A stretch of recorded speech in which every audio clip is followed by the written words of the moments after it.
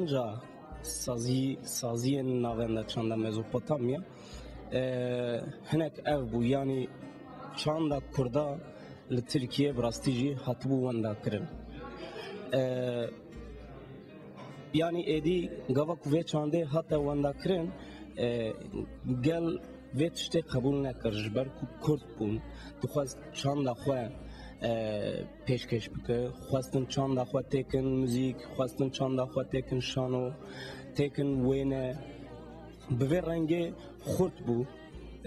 Car caran saziyên me dihatin girtin, nod û şeşa da li Amedê dîsa hate vekirin, hate girtin, nod û neha da dîsa hate girtin, nod û neha da wekin bi navê navenda çanda Meterîs hat vekirin. Wê çaxê jî xebatê müzîkê, yê şanoyê, yê govendê, yê sînemayê, yê wêneyê tev li wir datin meşandin. 20 roj vekirîn mav. Piştê 20 roj, 21 bi hêla dewletê ve hate êrişkirin, hate girtin.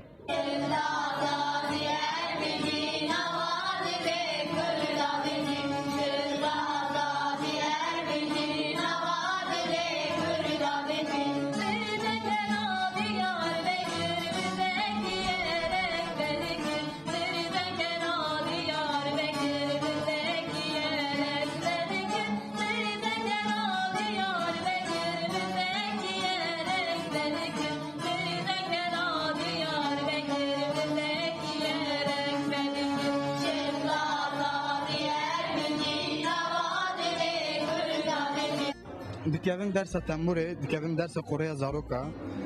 Biz zarokimin dersa tembure heye, biz zarok heye. Dinci biz heye, biz zarokji te dersa Koreya zaroka. Tembur heye, ritim heye, cello heye.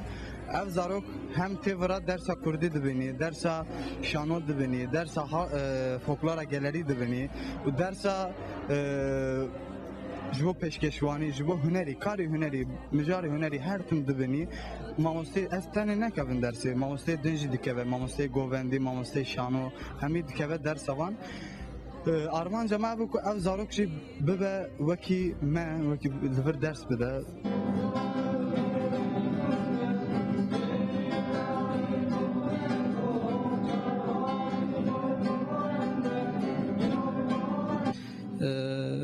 سه هب poleme heye.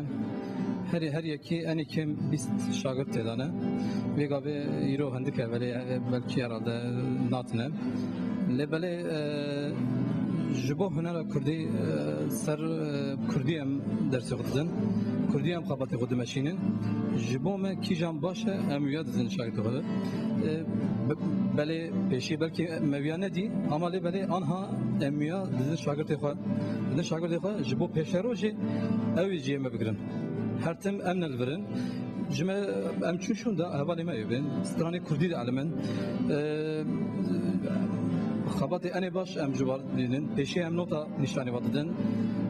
Biş notayê ser gîtarê hemî xebat çi ye em wa nîşanî vadidin.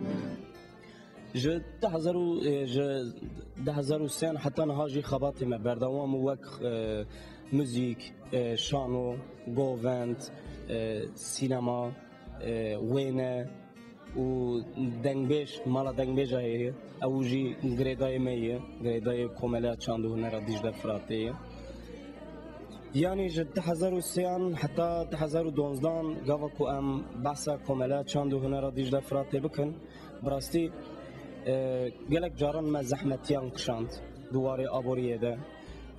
Ji xwe tu saziyek dewletê nel pişmeyê. Em tenê bi serê xwenin. Can cana mesela em bernameyek çê dikin, şaredarî alîkariya me dike. Lê ew jî çixwas têr dike, ew jî di nava nîqaşekî de.